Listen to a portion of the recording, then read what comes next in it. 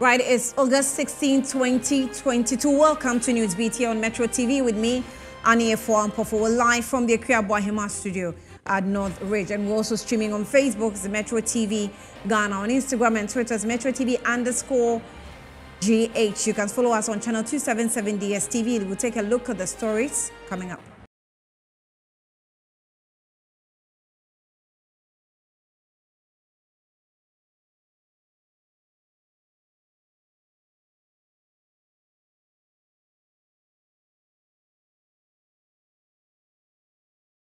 Students of Commonwealth Hall have staged a protest in suspension of the Hall Master Senior Tutor over clashes on campus.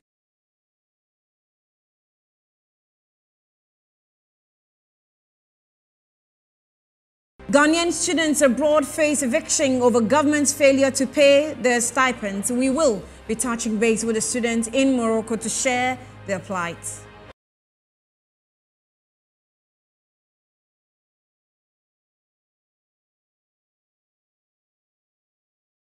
Also, hue and cry follows decision by the PURC to increase utility tariffs in September. We will be hearing from the experts. International front, foreign leaders welcome William Ruto's victory in Kenya's presidential election despite a dramatic dispute over the results.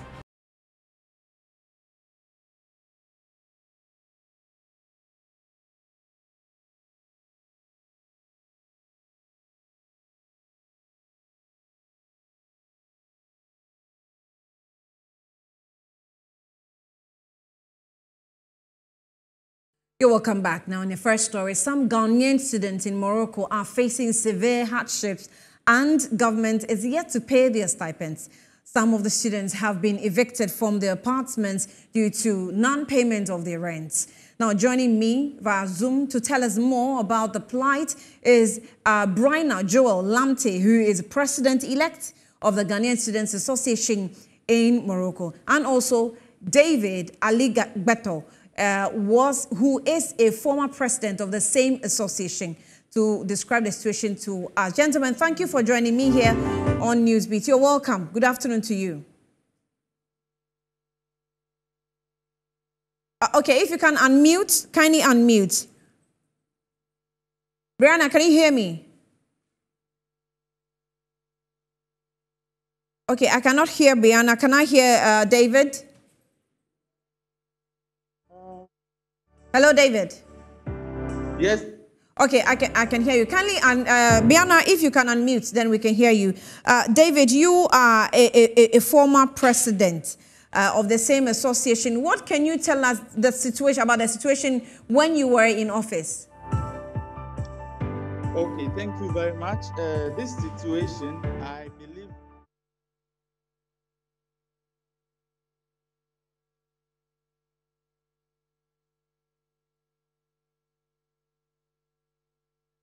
Okay, we were having a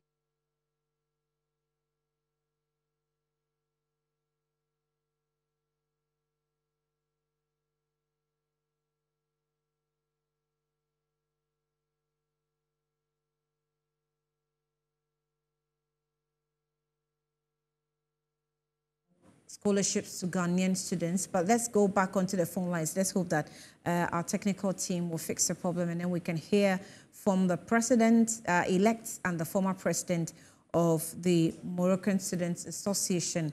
I'm talking about the Ghanaians who have formed an association in that particular country. Okay, I think we can hear the story and then we will go back to.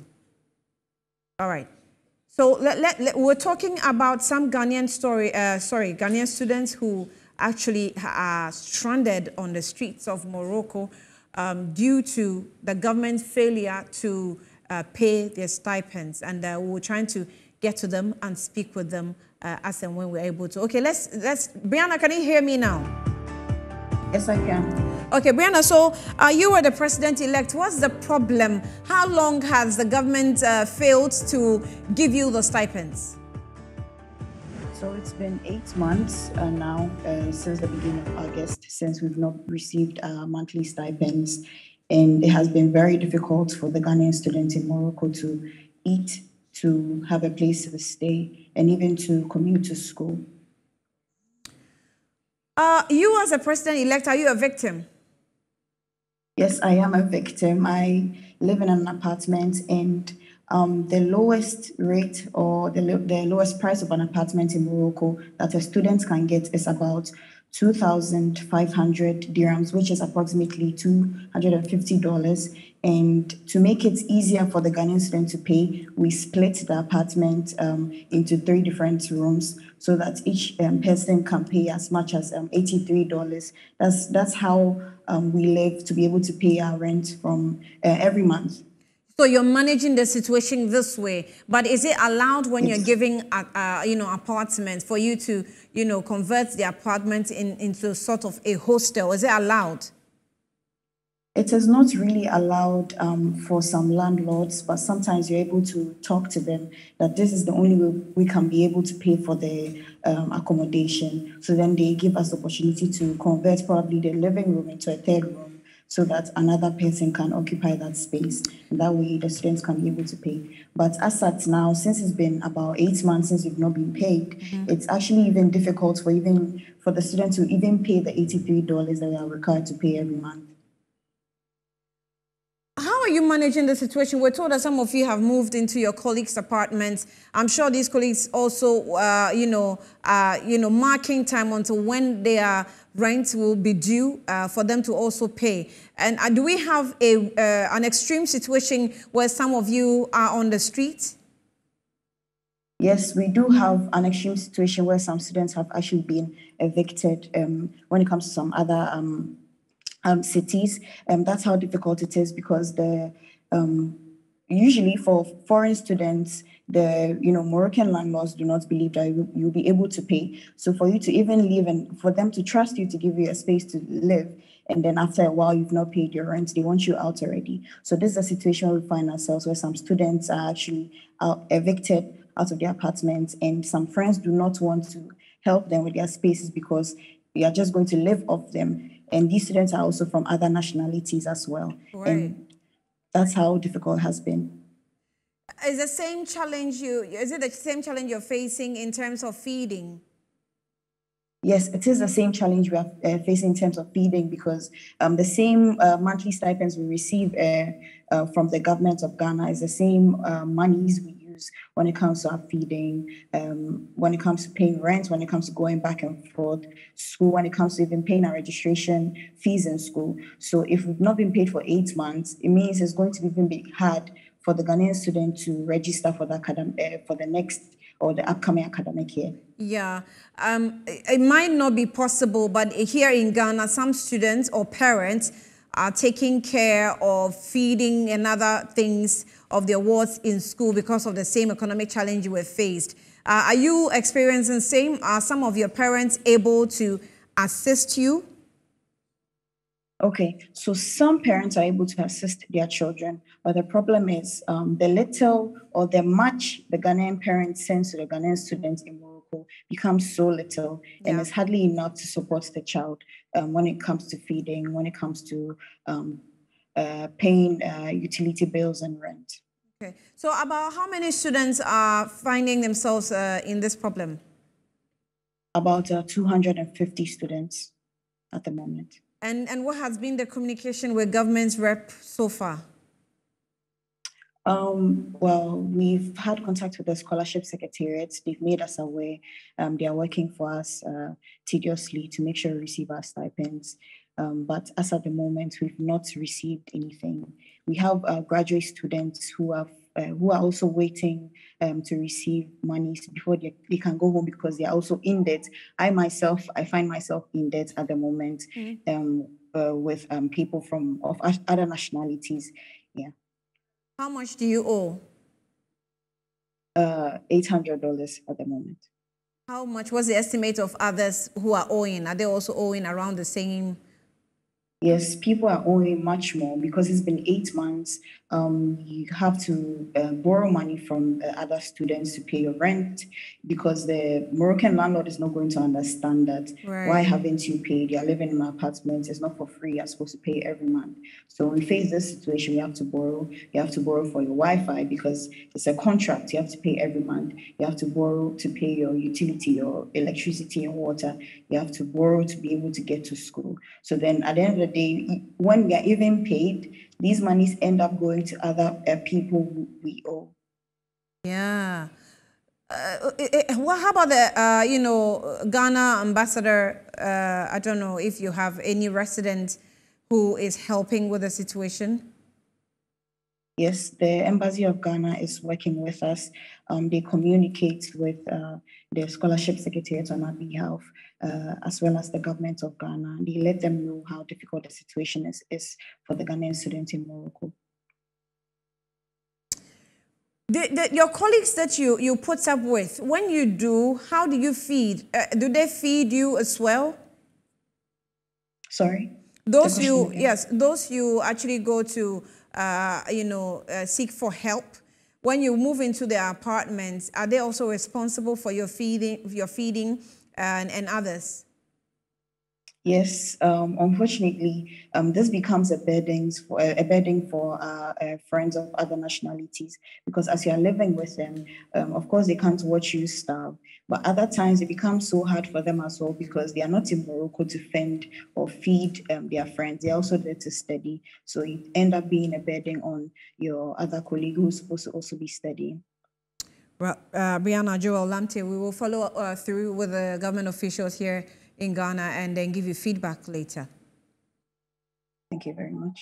Thank you very much. And that's Brianna Joel Lamte, who is the president-elect for the Ghanaian Moroccan Students Association in Morocco. Let's deal with some more students' issues, but this time in Ghana. Residents of the Commonwealth Hall at the University of Ghana have staged a demonstration over the University Council's decision to suspend their hall master and their senior tutor. The decision was taken following the clash between the Vandals and the Mensa Saba Hall on August 5, 2022. My colleague Kofi Otobe Queen is there and joins us live. Kofi, thank you for your time. Good afternoon to you.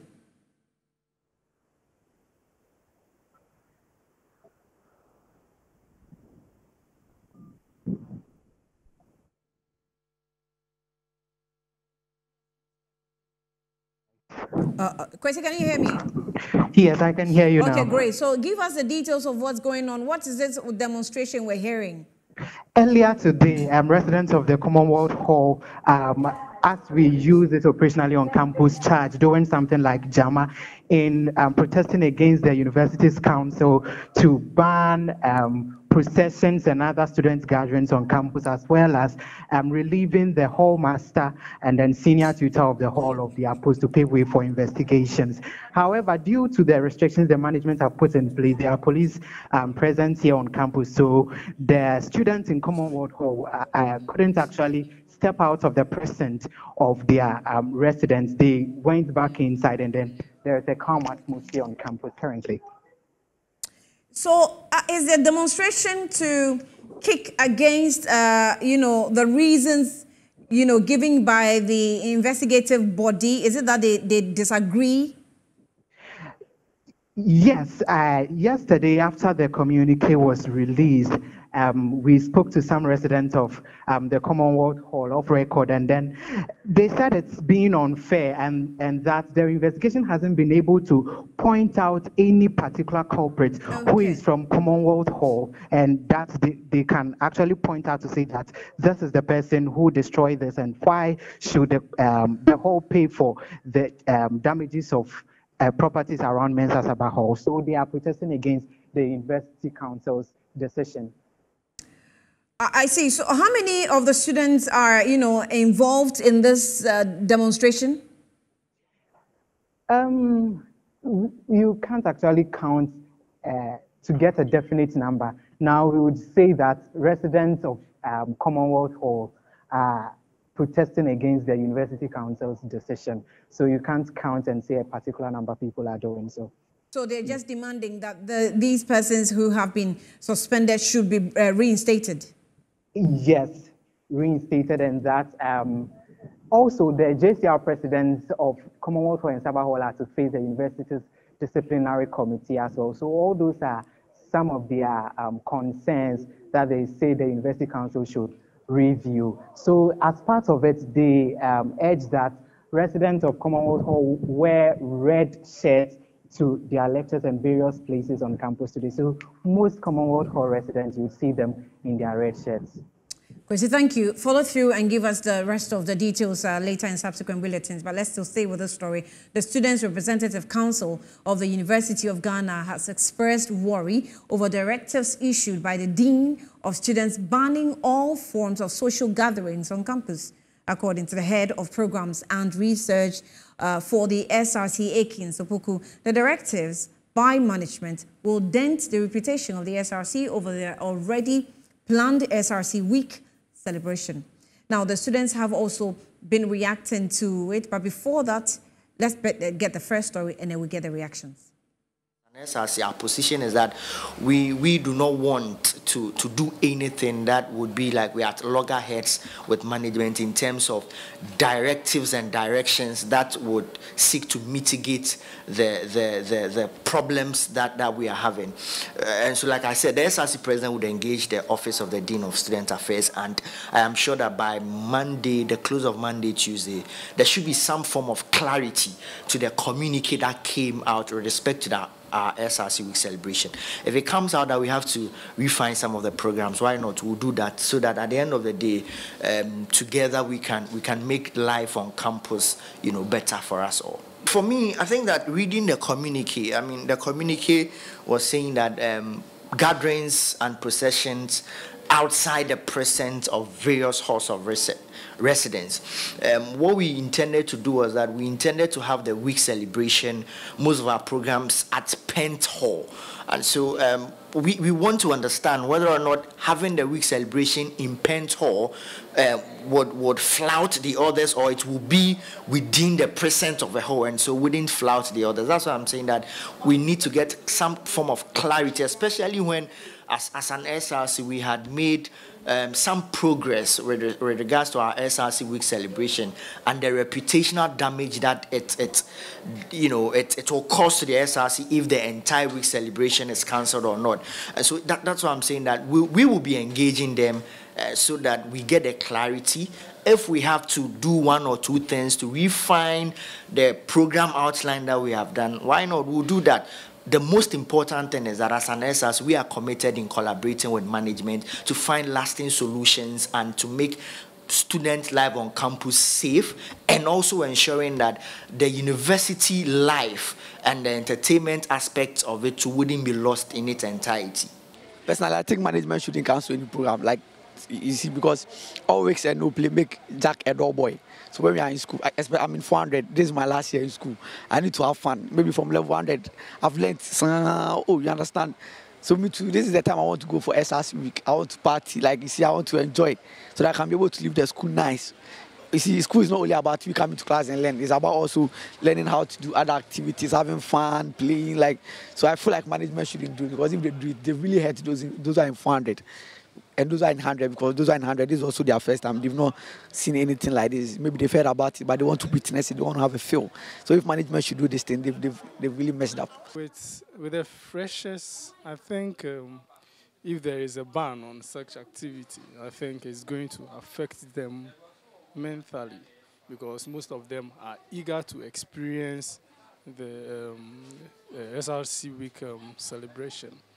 So a ban on it, on maybe students gathering, I think will hinder the progress of that program. And so I think the freshers and other students, I think, wouldn't have maybe such experience. And so in a way, they will be down.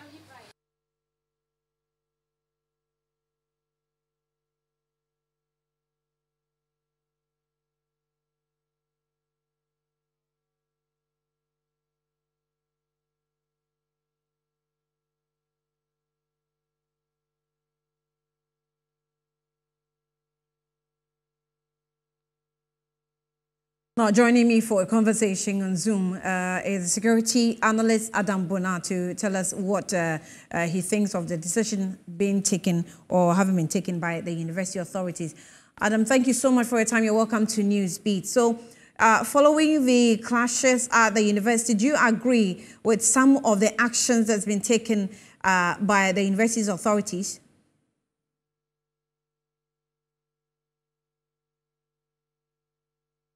Hello, Mr. Bona, can you hear me? Okay, I think you have to unmute. Yes, good afternoon. Can you hear me? Yes, now? I can hear you. I can hear you. Thank you. Thank you for your time. So, yeah, I was asking. Yes, I agree entirely with the decision of the university to take some remedial measures against, some senior members and hopefully some junior members of the university would also get punished. Being privileged to have chaired, the committee that investigated the recent clash after the SRC elections last year, a lot of things came out, and some of us thought something would have to be done as quickly as possible, or else one day some of these students, with the tacit support of some senior members of the university, would, carry petrol, go around the university, pour it around and burn everybody, including the human beings, if nothing is done. Because then listening to the account of some of the students and some of the people who we invited, it was surprising that we still have the University of Ghana being intact. So for me, it's better late than never. These measures the university is taking to ensure that the university becomes a serene environment for academic work, where you go to learn to be decent, not where you go to learn to be violent and be a terrorist. Because the activities of some of these students, with the tacit support of some senior members, for me, it's nothing to write home about. And I'm happy the university is taking measures against some of these people. So the recent update we're getting is that the vandal members are now on the streets or on the campus demonstrating against the decision by the school's authority. Can this escalate? Or it cannot escalate further than the demonstration. I think that the university management and council would have the support of every decent Ghanaian and every decent member of the university. And like I told you earlier on, being part of the committee or chairing the committee, what came out wasn't the best. And so as far as I'm concerned, I'm sure the police riot team would have to be deployed and they would have to deal with recalcitrant students. You are sent to school, first of all, to learn and not to destroy things and take the laws into your own hands. And so those who are listening to me and on campus and would want to take the laws into their own hands, if you are caught, you are likely to lose your studentship. You are likely to go to prison. A lot could happen to you. And so for me, I don't think, I'm not expecting the university management and council to back down. They would have to, stand firm and ensure that this time around properties are not destroyed. It shouldn't happen. So as far as I'm concerned, the University of Ghana, even though it's semi-autonomous, is still within the fourth Republican Constitution of this country. And so no one should be seen attempting to take the laws into his hands, be you student or be you a senior member of the university. I think it is becoming one too many. And for me, to that extent, you have some senior members even afraid of students, because then some of these students are into all sorts of things.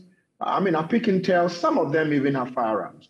You cannot be, why would you, have a firearm on you on campus? So I don't think it can escalate, further than this. In any case, Ghana is bigger than the University of Ghana. And so they would have to calm down and allow the university management to take charge of the situation and make sure it is an environment for learning, for academic work and nothing else. In just about a minute, what will you say about the OSP's efforts in fighting corruption, where he has presented a report on about 70 corruption cases and hoping for investigation further. And the battle that he seemed to be fighting, as though the corruption itself is fighting him back. What will you tell him? Well, Damlovo said if you are fighting corruption, be mindful, corruption will fight you back. And so Kanaoze Damwa and his people shamelessly came attacking the OSP. For me, as far as I'm concerned, when you talk about security and security challenges, corruption is the biggest threat to security of this country. And so as far as I'm concerned, the OSP should go after some of these people who hide under, certain regulations, certain laws to enrich themselves. I would even say the OSP should expand his investigations into retired officers. Let's know how many houses have they acquired themselves. They are paid. Could they are paid? Were they into farming? Were they into farming? How did they come by some of these luxury homes they have around the country, in Accra, everywhere? The OSP should investigate all of these persons. I mean, as far as I'm concerned, they probably don't know what they are doing. If they do, they are only trying to intimidate the OSP. And I don't think the OSP should listen to them. They should go after them rather, because if you go to investigate some of them, I bet you would find properties that are related to some of these people who are making noise, and they will not be able to account how they acquired these properties, how they acquired this wealth. That itself is corruption. So as far as I'm concerned, the OSP is doing what is right and needful. Right. Security analyst Adam Bona, thank you for speaking with us here on Newsbeat. You're still watching the news bulletin here on Metro TV. It's time for us to take a breather. We'll be back with some more stories.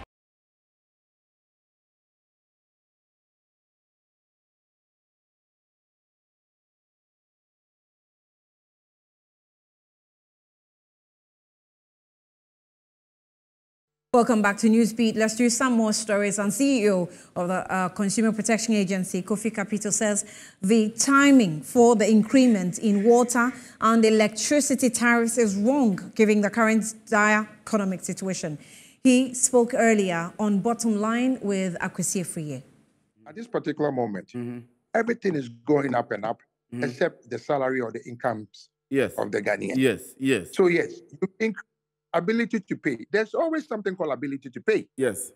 Yes, if you are telling me that I was buying utility at 100 cedis and now I'm going to pay 28 cedis and what I'm going to pay 22 cedis more, and I don't have the mean-how or the know-how to pay, then what do? You know, these are some of the things that when we tell people that if you sell something for even 1 peswa, if the person doesn't have 1 peswa to buy, he won't be able to pay for it. So it should go into, yes, how much is the salary of the average Ghanaian and how much can they or he afford? And to me, I'll wait to see. Hold him on his promise, telling me that, or they're telling the consumer that, just as we've been told all the time, maybe he will be different. And I'll give him the benefit of the doubt, including the board members, that, yes, they should make sure that what they promise us is what we're going to get. Let me ask you the last question. I mean, we've had several ways of tackling this particular issue. There were times that people thought that even ESLA could resolve issues in the energy sector and so on and so forth, which trickles down to the consumer. But the issue really for some of us is that if we are not able to mop up the losses that we lose through theft, electricity theft, through people that are evading payment of the tariffs and so on and so forth. If you increase, we keep increasing the prices and we keep getting no result. So PRC should focus rather on making sure that people pay the tariffs and not to increase it for us. So PRC's job is not to make sure that people pay for to force the companies, to force the utility companies. Yes. No. PRC is there to set up tariffs, period. They don't do anything else apart from setting up tariffs. Yes, if you have complaints, you can go to them and complain that the utilities companies are not treating you fairly. But their main job is to set up tariffs. The collection is for ECG. Yes, we all agree that the Ghanaian sometimes becomes a little bit funny. They will do bypass. they will do all kinds of stuff. But the question is, it is ECG's job to make sure that all those things don't happen. I mean, the United States right now, I'm talking to you now. I am sure if you look at their technical and commercial losses here, it is very, very low, because they put things in place to make sure that bills and the technical losses are reduced to the bare minimum. The question. Well, so the Public Utility Regulatory Commission, PURC, has justified the upward review of tariffs despite the worsening cost of living. The PURC on Tuesday announced a 27.15% increase in tariffs for electricity and 21.55% increase in water tariffs effective September 1, 2022. The PURC, despite admitting the economic difficulties faced by consumers, said without these tariff increases, the utility providers may not meet their mandate.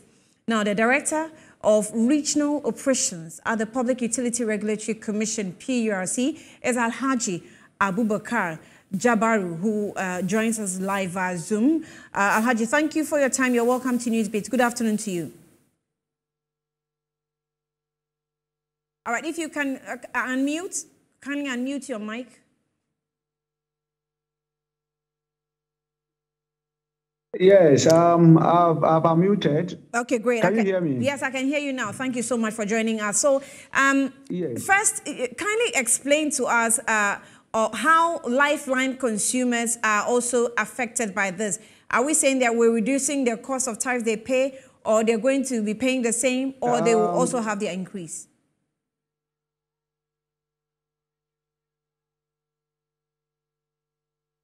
Hello, Olaji.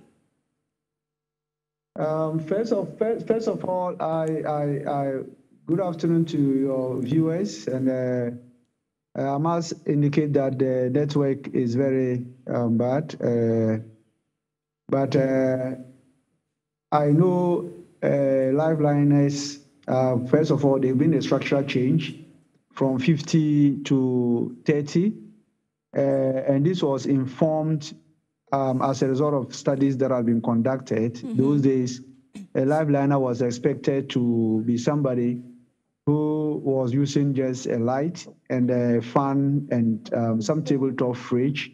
And that was what was used to determine who was that Lifeliner. And those days, it was the onion bulbs, that is the incandescent bulbs. Right. Now we have LEDs, and we believe that across the various sectors of the country and the economy, 30 should suffice for people who are people to live a comfortable life. So that is why the Lifeline. So the increase in terms of the Lifeline is very minimal. It's not that much. The end user in general what percentage for electricity is 27. Yeah. Is that what percentage for the Lifeline consumers? For now, until we For now, we are just dealing with the end user rate that the commissioners has approved. If they come out with a gazette, then we'll do what we call the red corner. Then we know in between the classes what are the percentages. So if you want to go into the percentages, you might see that there are some places where there is a reduction.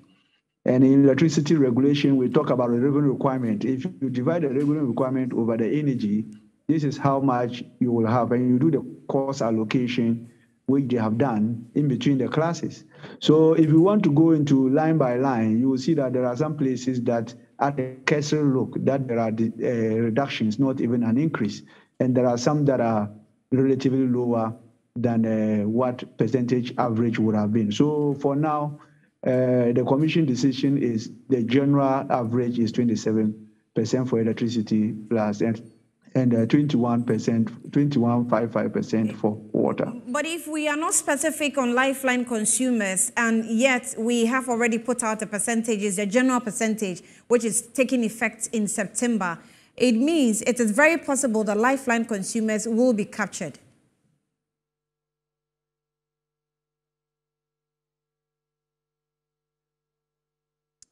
Okay, so, all right, I'm having challenges with Alhaji's line, and that is speaking Alhaji Abubakar Jabaru. He is actually speaking on behalf of Public Utility Regulatory Commission. We lost him, but let me give you some other updates where a planned demonstration by some residents of Ashaiman over poor roads has been called off. So Samuel Asamoah and Elvis Ando, they both have been speaking to some of the residents and how disappointed the organizers of the demonstrations are. So a planned protest that is expected to be staged here in Ashaiman to demand for good roads is currently shaken at the moment, and a lot of things are being said. We've gathered a lot of information, but my colleague Asamoah will join me for us to have this discussion on what is actually happening on the ground. Asamoah, thanks very much for joining us. What have you gathered so far? Okay, so the demonstration is intended to happen this morning, and as it were, we saw a few of the organizers here waiting for the demonstration to start. But then later on they tell us that they've received information from the police commander who is asking them to step down, and that the regional minister has asked that he will want to meet with them to discuss further. It's obvious some of them are disappointed, but then also you can see that they are kind of divided, because some big guys who are leading the demonstration are at home as we speak, because for them, they will have to wait for the regional minister. But others are equally here and hoping that maybe they will be given the go-ahead to do it. It's from their side is full of disappointment, because they have prepared enough.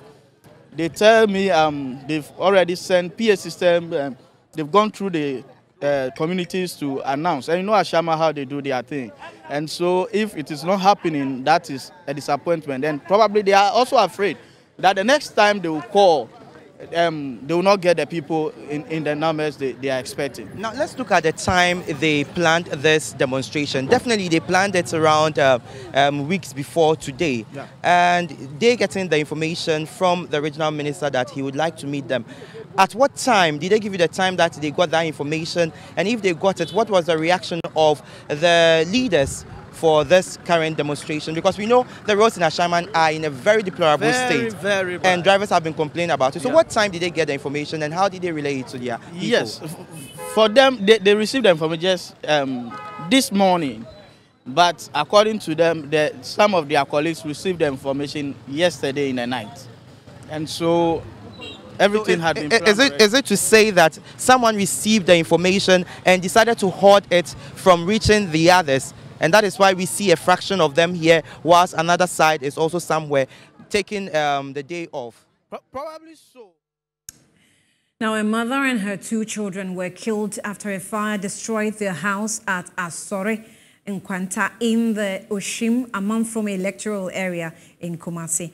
The victims reportedly got trapped in the inferno, which started around midnight. Assemblyman for the area, Erastus Ebo Boyson, confirms the charged bodies of the deceased were discovered after firefighters battled the blaze, and he also disclosed that the eldest child of the family was the sole survivor of the incident.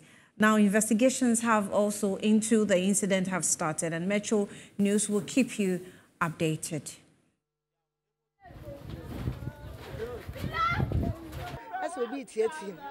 And I'm just saying, I wonder, I am from Fontaine to Punu, was a man there be, but who say, Ja Asso. In the time I remember me Banny P. Ben, Metis Acclabison, Obi maybe any, and the chain mountain, she BM and our cranny Jason. You've been one say, Janet Della and Delia, and a afraid a police force, yes, slow, Mom, and a police for the Biano, and she be a fire service fund by the fire service fund by no, not still any Janet Kwan, Cosmo, a bar, yaho, and a frail electricity for don't be doing on a dear, like as a quiet Jano Abra from Kakala. MC Obine didn't to one yashi. Till Mars so one man and a padlock where they done their years sooner. Now I say, Ubia tries a pursue be a bem. Not just a dear dance a face will be din in Tampa. And they say, any Jina and Ranajo, who has a ja edda, Nedema, or Tiamo Fre, a Pemwa. And the dance in a security door. Till ones who went to me and me, no one anymore. Well, on this devastating note, Ken Jesse standing by with the business news. Ken, you're welcome. Good afternoon. Thank you very much, Annie. Up next is business.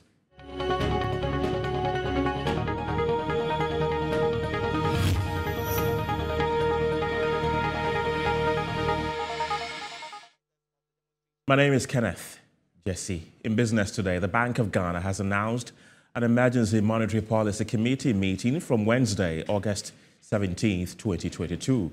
According to a statement, the meeting will review developments in the economy over the past month.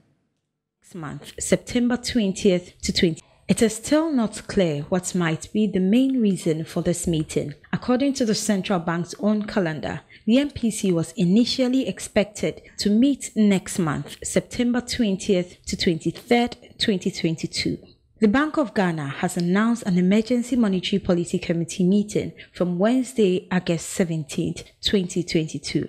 However, the possibility of BOG taking some extra measures on the monetary side to check the rising inflation rate could be the reason. Others are also looking forward to some foreign currency measures to check the cedi's sharp depreciation. The Bank of Ghana, at its last meeting in July 2022, left the rate unchanged at 19%, citing declaration of the rate of inflation and concerns over economic growth. The Bank of Ghana has since the end of 2021 increased the policy rate by some 550 basis points to try and contain the rising inflation rate. The governor, Dr. Ernest Addison, during the MPC press conference, indicated that the central bank was pausing to observe the impact on inflationary pressures of recent rate hikes and other policies. So what are we really to expect from this meeting? Now joining me via Zoom to discuss the expectation from the MPC emergency meeting is economic expert Daniel Enim. Daniel, thank you very much for your time. Tell us, what are we really to expect from this emergency meeting? Thank you very much. If you recall, we are in a very difficult times in terms of the management of our macroeconomic indicators and inflation and exchange rate, which is very key and critical in addressing any economic or any macroeconomic indicator. It's not doing so well within the domestic economy. More importantly, I'm of the view that this emergency meeting by the BOG may be as a result of the recent announcement by PIAG in respect of water and electricity bill that they have just announced the increment. What it means is that it's going to have effect on goods and services. So what we should expect is that we should expect more and increases in goods and services, and that could further increase the inflationary rate. So to me, they will be looking at that particular tangent. Another aspect of it has to do with our forest. That's the management of the cedi.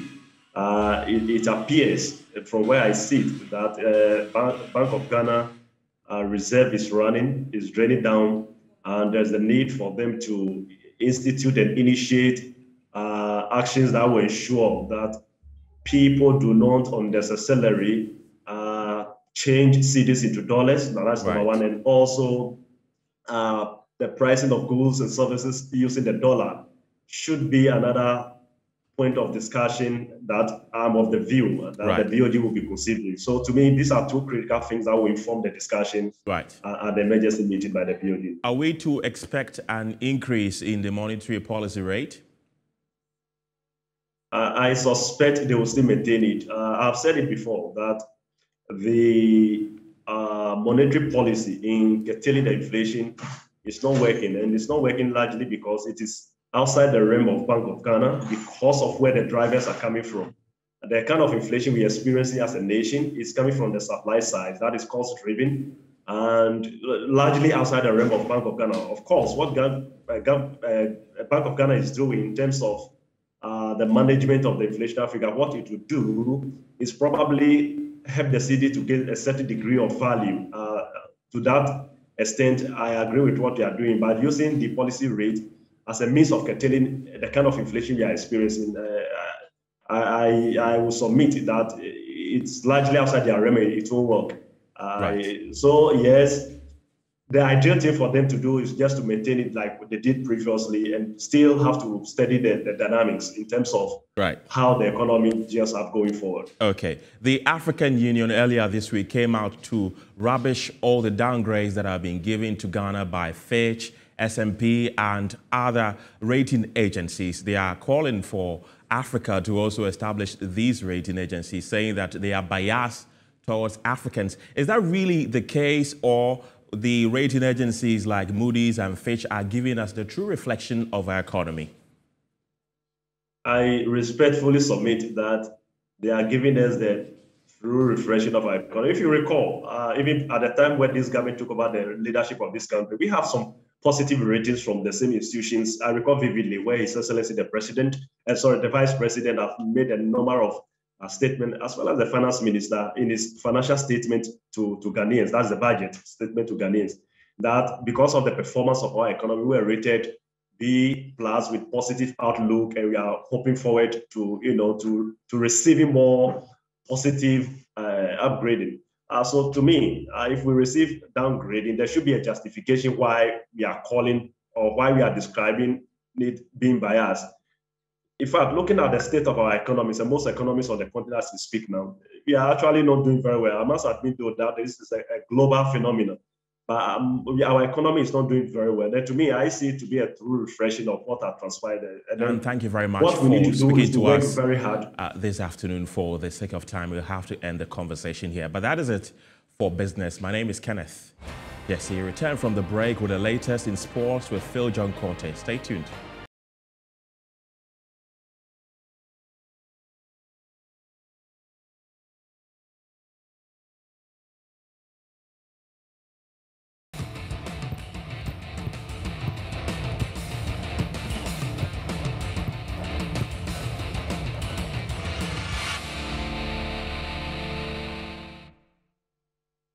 It's 53 past midday in the Ghanaian capital, Accra. My name is Phil John Corte, and it's time for sports. The Ministry of Youth and Sports has officially welcomed the Ghanaian contingent that participated in the just ended Commonwealth Games in Birmingham, the United Kingdom. Sports Minister Mustapha Yusuf says the government will reward the medalists.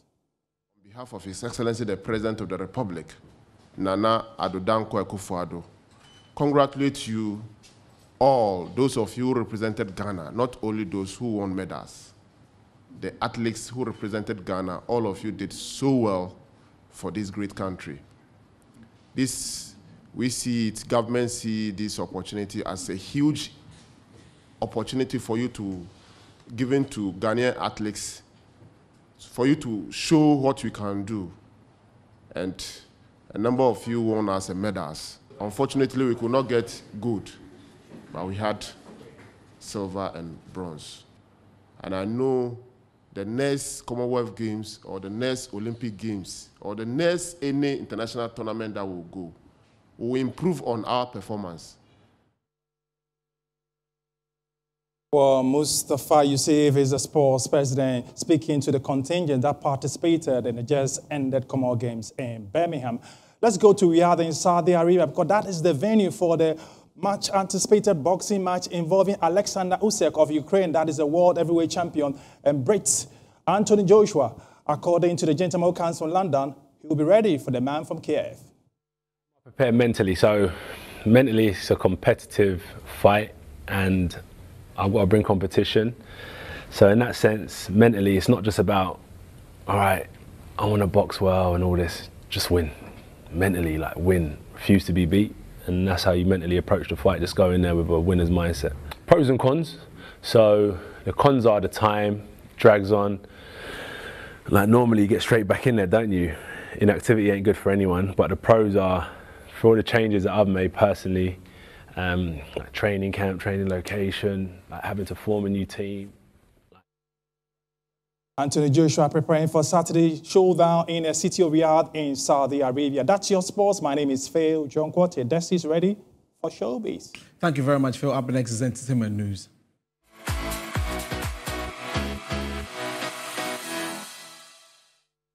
I am Desmond Okreku, now in entertainment. Ghanaian singer Wiyala has smoked the peace pipe with dancehall act Shatta Wale after incidents that took place at the Summer Stage in New York over the weekend caused the singer to call out Shatta Wale's team for allegedly preventing her from receiving her citation on stage.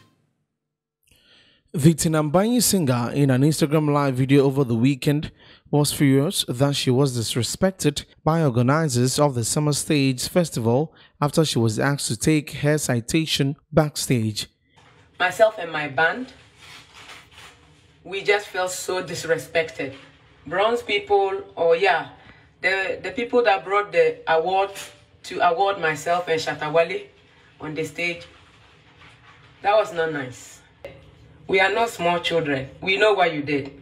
You didn't want to give me my award as the first performer because you think when Shatta comes to take his the second time, it will make him look good because I should be the smaller artist. I understand. Mohamed Mada, who is the chairman of the African Advisory Council at the Bronx Borough, in a post on Facebook, refuted claims that Shatta Wale had anything to do with the incident and took full responsibility. In another live video made by Uyala, she has disclosed that the issue surrounding her inability to receive her citation on stage alongside Shatta Wale has been resolved. Therefore, she has no issues with Shatta Wale now. After all the brouhaha and the wahala things that happened at in New York, Crotona Park summer stage, Mr. Mada, Mohamed Mada, he came out and wrote an apology letter to myself.